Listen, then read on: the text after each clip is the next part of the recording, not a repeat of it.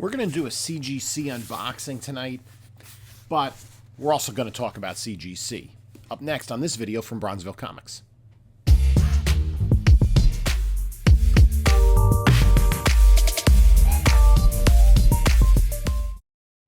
Hey there, comic book community. This is Jim from Bronzeville Comics coming to you with another video.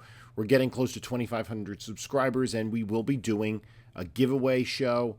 Once we hit 2,500 subscribers, I'm going to take the video that premiered during May that had at the time of the show has the fewest number of comments. We'll take that video, randomly select comments from that video for the giveaway prizes.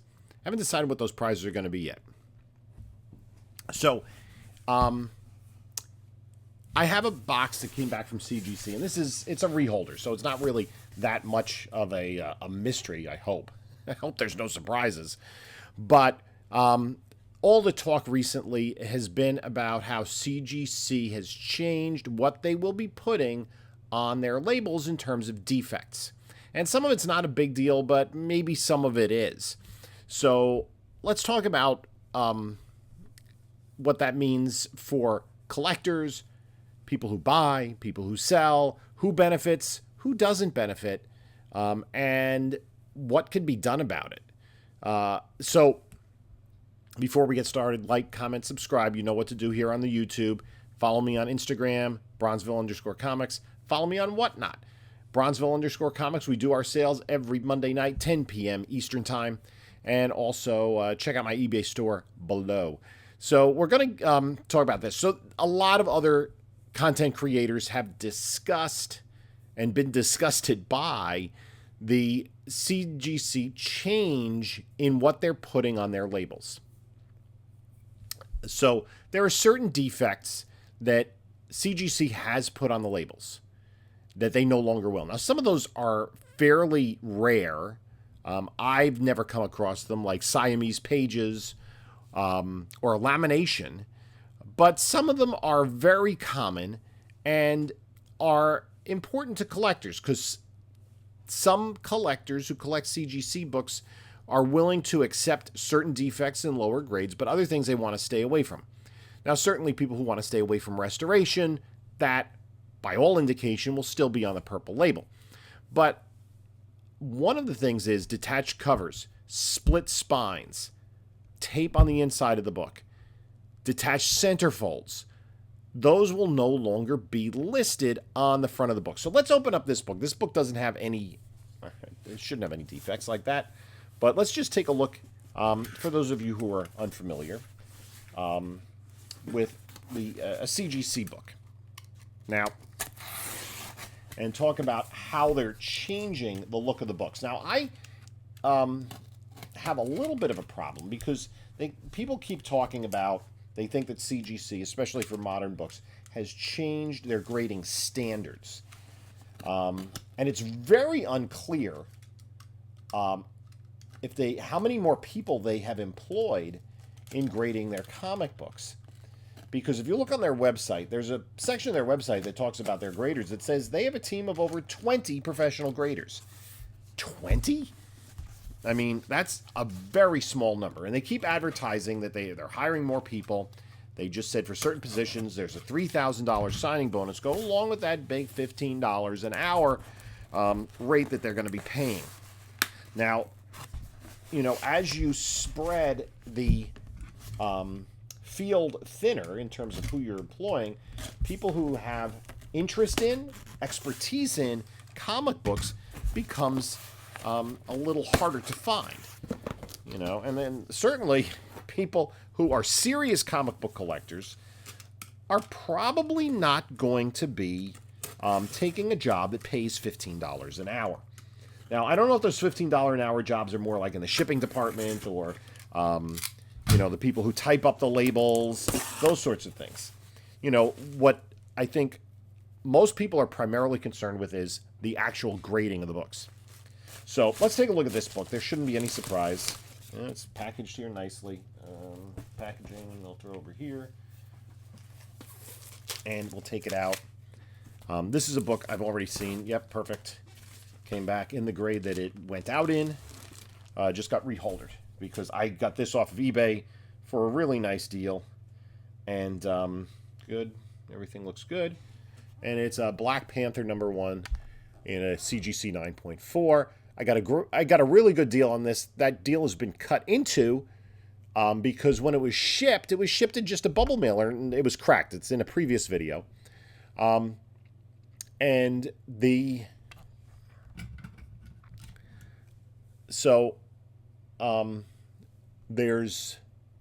just got reholdered. So just basically, I think it's a $20 charge for reholdering, which isn't a big deal, but the shipping to and from does add up, especially in just shipping one book back. The invoice fell to the ground, I think. Regardless, this is a nice book. So basically, universal grade, blue label, lists the book and the number, the publisher and the date, the cover date, January 1977. And it lists the artists that worked on the book. And this one is Jack Kirby's story, Jack Kirby and Mike Royer, cover and art. And then if there was any key significance, that would be listed over here. And below the publisher and the date would be any major defects. Let's take a look at a book that has issues. So here's a perfect example of a book that lists the defects that we're speaking of. So this particular book, Avengers #8, in a 2.0, first appearance of Kang. It's been a hot book lately. You can see right there underneath the publisher, it says cover detached. Now, is that apparent from just looking at the book inside the slab? There's a lot of staple stress. It looks like it's possible, but it's hard to tell for certain. Maybe it's, if you're just looking at this without that note, you could be like, well, maybe it's just detached at one staple, or maybe it's like precariously holding on. On the other end of the spectrum is, could the spine be split? You know, how bad is the damage to the spine? That's a pretty big component of the book, whether the cover is detached or not. Now, even more mystifying would be if the centerfold is detached. That is not indicated at all, right? And it looks like the spine is split, and that's not indicated. But anyway, that's this book. And in future, if I resubmitted this book and it cost me $40 with the shipping and the handling, on top of the $20 for the year holder fee. So it was $40 plus whatever I had to, well, it went down with other books, so it wasn't that bad in terms of shipping down. Put this over here.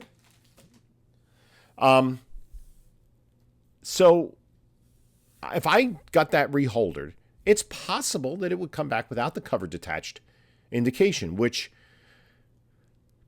could mean that I could resell the book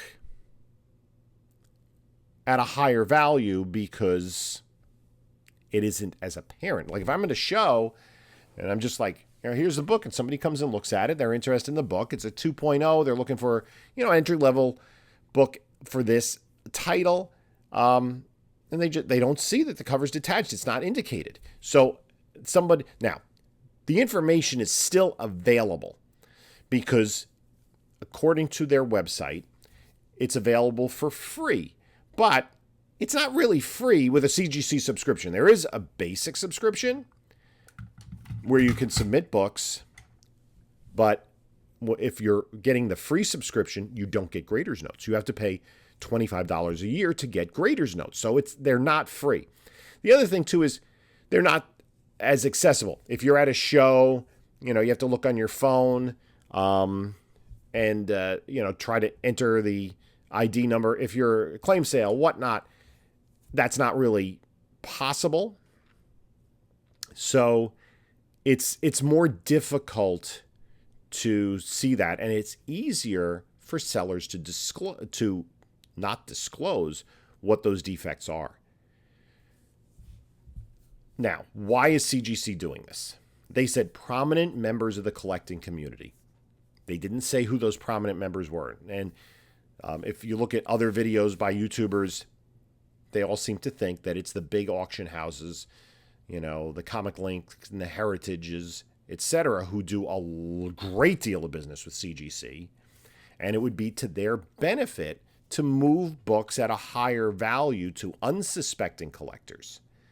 So they make their money, and they have this partnership with CGC. I have one major issue with that, in that CGC brands themselves as a third-party grading system. Okay? Which means you have the buyer, the seller. CGC is supposed to be independent and not influenced by, essentially, just the sellers, the people who submit books. They should be between the buyers and the sellers, being as independent as possible. They have long prided themselves on the information that they give. Now, the information will still be there, but it's not as transparent. And there's been the thought that maybe they're doing it to clean up the label, right? Because if you have a book with a lot of defects, it's tape, it's centerfold's detached, something's missing, they all use the word incomplete. So there's a lot of gray area in which we're not quite sure how things will be handled. But let's just take, for instance, that Avengers number 8. It will no longer say, from the indication we've gotten from CGC, that the cover is detached. So if a seller has that book in a 2.0, cover detached may have some collectors stay away from it. It might be easier for a seller to sell a book that's just a plain old 2.0 rather than a 2.0 cover detached. We all have talked about, the purple label of death and how collectors want to stay away from certain things. They want to stay away from restoration. And serious collectors have their own eye, and most of them have a CGC account, so they can use it. We're talking about the less initiated collectors, the people that are now coming into the hobby. Okay, that's kind of where I was a year ago. A year ago, I owned 2 slabs, and that was it. And I started collecting, and I have slabs all over the place now. Some to keep in the personal collection, some to resell because the value is there. So how does it benefit CGC? Well, I think it benefits them in a couple of ways. Obviously, it makes potentially more people, more collectors, sign up for that $25 a year fee, which seems very petty.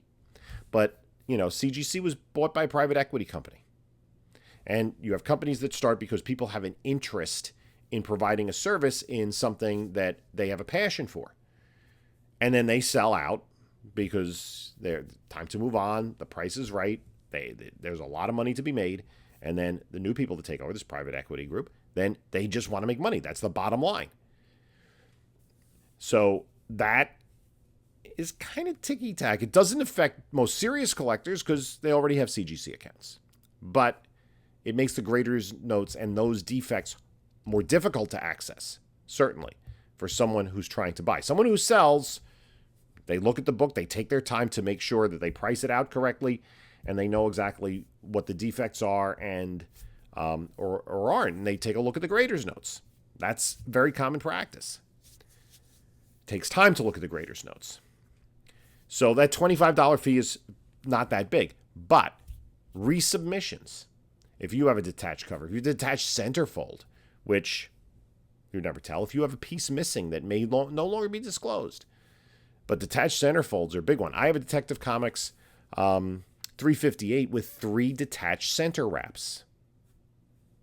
I'm going to send it in at some point. It's a lower grade book, and the grade will be affected by those 3 detached center wraps, but it will no longer be listed as one of the defects.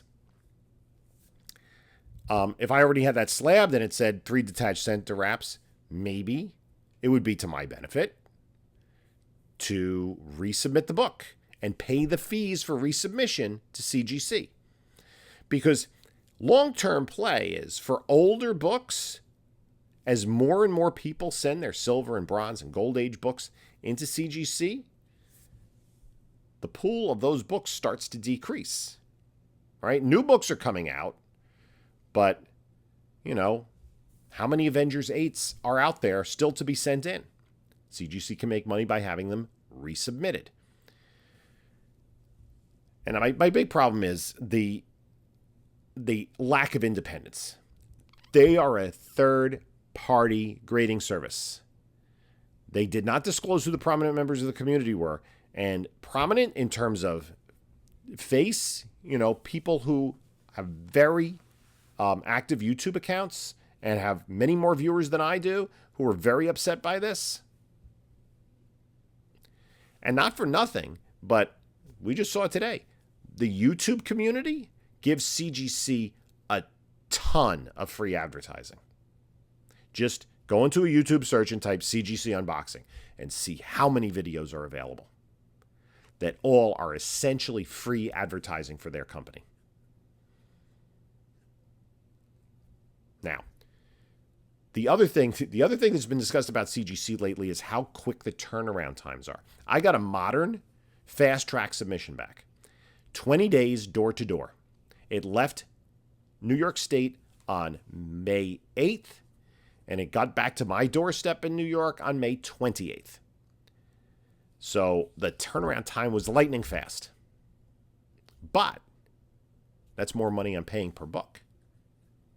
Whereas the submission that I sent out to CCS almost a year ago is still sitting at CCS. Okay? There doesn't seem to be any immediacy to turn those around, because guess what? Those books were sent in before the company was bought out. There's no more money to be made from them. That's already been charged and you know, put into the system. They will charge the credit card when they finally send it off to grading, right? But they're not going to make any extra money. There's no fast tracking there. Whereas if you want to have your books back more quickly, and especially if you're in a standard tier or economy, oh my goodness, that stuff takes forever. So I think as collectors, as people who are involved in the hobby, and especially people who are using the hobby to fund itself, you know, I'm not making a living off of this. I'm just doing it because I enjoy it. You know, I'll buy maybe a collection, take some books out of it that I want to keep, move some other books along, have some books graded. It's fun. I enjoy doing this channel. I'm not doing it. It's you know, this is not you know, enabling me to retire early. So I'm not the big money here. And most of the people who have YouTube channels that are unboxing, you know, they're 10 or 25 books every couple of months. We're not the big money. The big money, the people are submitting tons and tons of books for grading. And it's easier for them to move books, potentially without these things on it. And they can afford to, because they're dealing with bigger, you know, leverage books, to throw those fast track fees. So things get fast tracked, and that stuff from a year ago is still sitting there. So anyway, those are my 2 cents about CGC. The question is, what can we do about it? Well, as a seller, and I don't sell a lot of books. I've set up at one show. I sell a little bit on Instagram, whatnot, eBay. Even when I sell raw books, I want to disclose any potential problems with it.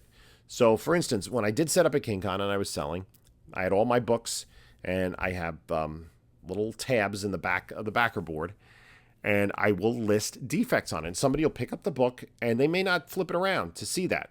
And they just see the price, and they know they need this book. And to several of the people that were bought at KingCon, I'm like, just so you know that the Marvel value stamp is missing. Okay? Just, you know, did you know that the centerfold is detached? Because that's my reputation, right? If they say, oh, I bought this book from him and he didn't tell me that it was trimmed, or he didn't tell me that it was color touch, or that, you know, the Marvel value stamp was missing. Now, listen, we all miss that. And if you deal with me on whatnot or anything, just reach out to me if there's a problem. We'll take care of it. Okay? But I want to be transparent with those issues. So as a seller, what could we do? We could print out our own grader's notes for the slabs that we take to shows, that we sell on whatnot. so that it makes it easier for the buyer. And it does make it easier for the buyer if there are no major defects, right? As a seller, it might be to our benefit to just take those grader notes, print them out, put them, slide them in the plastic in the back of the bag, so that anybody potentially wanting to purchase the book has thorough information, right? When I'm selling on eBay a higher price book that has defects, I like to list out the defects because I want to make sure that the person buying the book knows exactly what they're getting to the best of my ability. And they don't come back and say, oh, I thought it was, you listed it as a, fine minus and it had this crease. Well, it was a fine minus. So maybe print out the grader's notes and put them in with your slabs if their grader's notes available. Like I will, if the centerfold is detached on a raw book that I'm selling, and I know the centerfold is detached, I'm going to put a note on the raw book, and other sellers do as well. That's something that would help. The other thing is write to CGC. Let them know that you don't think this is a positive for the community, and it doesn't help their brand at all. Unfortunately, CGC doesn't have the complete monopoly, but they have the big chunk of the market share, and they can kind of do what they want. And if the reason that I think most people stay with CGC is because they know that when the book is graded, that a CGC, let's say 8.0, is going to bring more money to the table than any other CBCS, PGX, whatever, 8.0. The same book in a CGC is going to bring you a little more money. Why leave the money on the table? So in the comments, let me know your thoughts. Let me know your experiences. Let me know what you think we should do about it. Okay? In the meantime, take a look at a couple of other videos. I'll give them some free advertising and throw some CGC unboxing videos up here. And to you guys, until next time, this is Jim saying, enjoy your comics.